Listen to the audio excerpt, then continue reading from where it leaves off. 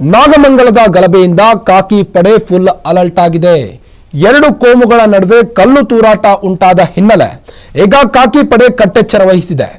ಈ ಸಲದ ಈದ್ ಮಿಲಾದ್ಗೆ ಬೆಂಗಳೂರಿನ ಪೊಲೀಸರು ಕೆಲವು ನಿರ್ಬಂಧಗಳನ್ನು ಹೇರಿದ್ದಾರೆ. ಈ ಕುರಿತು ಒಂದು ಬ್ರೇಕಿಂಗ್ ಲಭ್ಯವಾಗ್ತಾ ಇದೆ, ನೋಡ್ಕೊಂಡು ಬರೋಣ ಬನ್ನಿ.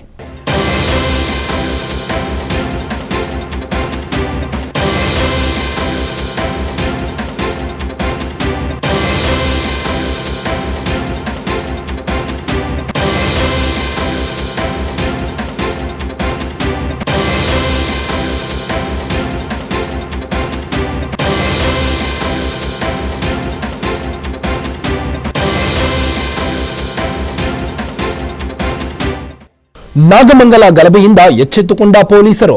ನಾಗಮಂಗಲದಲ್ಲಿ ಗಣೇಶ ಮೆರವಣಿಗೆ ವೇಳೆ ಘರ್ಷಣೆ ಉಂಟಾಗಿದೆ. ಎರಡು ಕೋಮುಗಳ ನಡುವೆ ಕಲ್ಲು ತೂರಾಟ ಆದ ಹಿನ್ನೆಲೆ ಈದ್ ಮಿಲಾದ್ಗೆ ಬೆಂಗಳೂರು ಪೊಲೀಸರಿಂದ ಕಟ್ಟೆಚ್ಚರ ವಹಿಸಲಾಗಿದೆ. ಯಾವುದೇ ಅಹಿತಕರ ಘಟನೆ ನಡೆಯದಂತೆ ಕಾಕಿ ಪಡೆ ಎಚ್ಚರಿಕೆ ವಹಿಸಿದೆ. ಬೆಂಗಳೂರಿನಲ್ಲಿ ಈದ್ ಮಿಲಾದ್ ಆಚರಿಸಲು ತೀವ್ರ ಎಚ್ಚರಿಕೆ ವಹಿಸಿದೆ. ಈದ್ ಮಿಲಾದ್ ಆಚರಣೆಗೆ ಕೆಲವು ನಿರ್ಬಂಧಗಳನ್ನು ಹಾಕಿದೆ ಕಾಕಿ.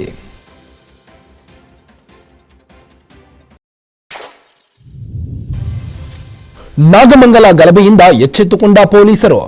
ನಾಗಮಂಗಲದಲ್ಲಿ ಗಣೇಶ ಮೆರವಣಿಗೆ ವೇಳೆ ಘರ್ಷಣೆ ಉಂಟಾಗಿದೆ. ಎರಡು ಕೋಮುಗಳ ನಡುವೆ ಕಲ್ಲು ತೂರಾಟ ಆದ ಹಿನ್ನೆಲೆ ಈದ್ ಮಿಲಾದ್ಗೆ ಬೆಂಗಳೂರು ಪೊಲೀಸರಿಂದ ಕಟ್ಟೆಚ್ಚರ ವಹಿಸಲಾಗಿದೆ. ಯಾವುದೇ ಅಹಿತಕರ ಘಟನೆ ನಡೆಯದಂತೆ ಕಾಕಿ ಪಡೆ ಎಚ್ಚರಿಕೆ ವಹಿಸಿದೆ. ಬೆಂಗಳೂರಿನಲ್ಲಿ ಈದ್ ಮಿಲಾದ್ ಆಚರಿಸಲು ತೀವ್ರ ಎಚ್ಚರಿಕೆ ವಹಿಸಿದೆ.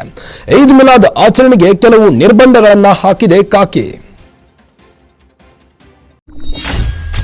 ಮೆರವಣಿಗೆಯಲ್ಲಿ ಚೂಪಾದ ವಸ್ತುಗಳನ್ನು ಬಳಸುವಂತಿಲ್ಲ. ಮೆರವಣಿಗೆ ಸಮಯದಲ್ಲಿ ಡಿಜೆ ಸೌಂಡ್ಗೆ ಅವಕಾಶ ಇಲ್ಲ. ಸ್ತಬ್ಧ ಚಿತ್ರಗಳು, ಪ್ರಚೋದನಾತ್ಮಕ ಅಂಶಗಳು ಇರಬಾರದು. ದೇವಸ್ಥಾನ, ಚರ್ಚ್ ಮುಂಭಾಗದ ಘೋಷಣೆ ಕೂಗುವಂತಿಲ್ಲ. ವಿದ್ಯುತ್ ಸಂಪರ್ಕಕ್ಕೆ ತೊಂದರೆಯಾಗದಂತೆ ನೋಡಿಕೊಳ್ಳಬೇಕು.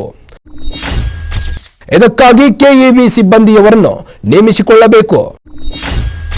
ಮೆರವಣಿಗೆಯಲ್ಲಿ ಬೆಂಕಿ ನಂದಿಸುವ ಸಾಮಗ್ರಿ ಕಡ್ಡಾಯ. ಇಬ್ಬರಿಗಿಂತ ಹೆಚ್ಚಾಗಿ ದ್ವಿಚಕ್ರ ಚಲಿಸಬಾರದು. ಬೆಳಗ್ಗೆ 6, ರಾತ್ರಿ 10ರವರೆಗೆ ಧ್ವನಿವರ್ಧಕ ಬಳಕೆಗೆ ಅವಕಾಶವಿದೆ. ಧ್ವನಿವರ್ಧಕ ಬಳಕೆಗೆ ಸ್ಥಳೀಯ ಪೊಲೀಸರ ಅನುಮತಿ ಕಡ್ಡಾಯವಾಗಿದೆ.